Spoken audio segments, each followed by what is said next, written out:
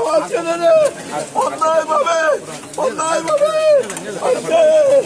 আমার ছেলে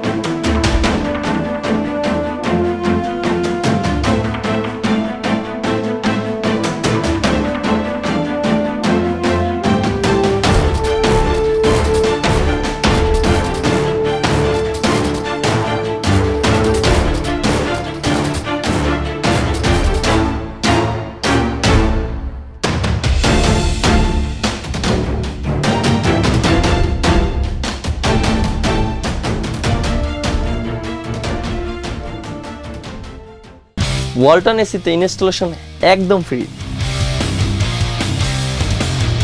গত 2 তারিখে আপনারা জানেন সকাল 8:30 আমরা মনতলা ব্রিজ যেটা বলি সুতিয়াখালী নদীর যে ব্রিজ, সেই ব্রিজের নিচে আমরা একটি খণ্ডিত লাশ, আমরা যেটা লাগেজের মধ্যে ছিল সেই লাশটি আমরা উদ্ধার করি। তো আমাদের থানা পুলিশ এবং ডিবি তাৎক্ষণিকভাবে ঘটনাস্থলে উপস্থিত হয়ে আমরা প্রথমত লাশটার পরিচয় নির্ণয়ের জন্য সোশ্যাল মিডিয়া থেকে শুরু করে আমরা এটা ব্যাপক প্রচার প্রচারণা করি।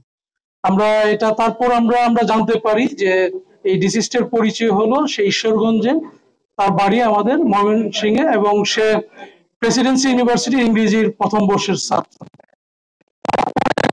ইনভেস্টিগেশনে আমরা আরো কিছু চমকপ্রদ তথ্য চলে আসে। আমরা জানতে পারি চাচা, তার নাম সেই তাকে সৌরভকে হত্যা করে, এবং এখানে ইভা তার চাচাতো বোনের সাথে গত 9 মে ঢাকায় একটি বাসায় তাদের গোপনে বিয়ে হয় এবং মেয়েটির পূর্বেও একটি বিয়ে হয় এবং মেয়েটির ওই হাজবেন্ড বর্তমানে কানাডাতে বসবাস বা স্টাডিতে আছেন। তো এই বিষয়টা মেয়ের যে পিতা এবং তার পরিবার এটা ভালোভাবে মেনে নেননি। তো উনি এই আমাদের ডিসিস্ট 1 তারিখে যখন ময়মনসিংহে আসে, তখন আসে মূলত সে আগের যে বিয়েটা, সেই যে ছেলেটার পরিবারের সাথে কথা বলে যাতে বিয়েটা শান্তিপূর্ণভাবে এটাকে সলভ করা যায়। এই খবরটি যখন ইলিয়াস সাহেব জানতে পারে, তখন তার ছেলে মৃদুলকে দিয়ে ফোন করে তার বাসায় ডেকে নিয়ে আসে।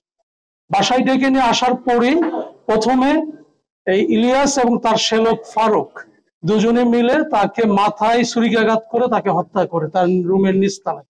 তারপর লাশটাকে তারা আপনার এখানে বাথরুমে নিয়ে লুকিয়ে রাখে এবং পরবর্তীতে আমরা দেখেছি যেটা যে লাশটাকে হাইড করার জন্য গাঙ্গিনাপাড় একটি দোকানে যায়, সেই দোকান থেকে একটা ট্রলি ব্যাগ কিনে এবং কিছু গ্লাভস এবং পলিথিন তারা কিনে এবং এই লাশটাকে তারা এখানে বাথরুমে এনে দিয়ে চাপাতি দিয়ে এটাকে বিভিন্ন খণ্ডে, এরপর লাশটাকে এই ট্রলি ব্যাগে করে তারা এটা আমাদের এই যে মনতলা যে সুতিয়াখালী ব্রিজের ওখানে ডাম্পিং করে। এবং এরপরে আমরা এই যখন নিশ্চিত হই কিভাবে, আমরা গাঙ্গিনার পাড়ে যে আমরা যে দোকান থেকে লাগেজটা ক্রয় করে সেই দোকানের ভিডিও ফুটেজ আমরা এখানে অনুসন্ধান করি। সেখান থেকে আমরা নিশ্চিত হই যে এখানে ইলিয়াস এবং তার শ্যালক ফারুক দুজনে এই ঘটনা ঘটিয়েছে। এবং আমরা গত রাত্রে আমাদের ডিবি এবং কোতোয়ালি থানা যৌথভাবে অভিযান পরিচালনা করে ঢাকা থেকে ফারুককে আমরা গ্রেপ্তার করতে সমর্থ হই এবং তারই তথ্যের ভিত্তিতে একদম আমাদের দুবৌরা ইন্ডিয়ার সীমান্তবর্তী এলাকা থেকে মূল যে আসামি এখানে ইলিয়াসকে আমরা গ্রেপ্তার করি এবং তারা প্রাথমিকভাবে স্বীকার করেছে যে এই ঘটনা তারা ঘটিয়েছে। এই ঘটনা মূলত এখানে এই যে গোপনে যে বিয়ের বিষয়টা, এই বিষয়টা এই ইভার পিতা যিনি এই প্রাথমিকভাবে হত্যাকারী প্রতীয়মান হচ্ছে, সে বিষয়টা ভালোভাবে মেনে নেননি, এই জন্যই তাকে হত্যা করেছে মর্মে আমাদের কাছে প্রতীয়মান হচ্ছে।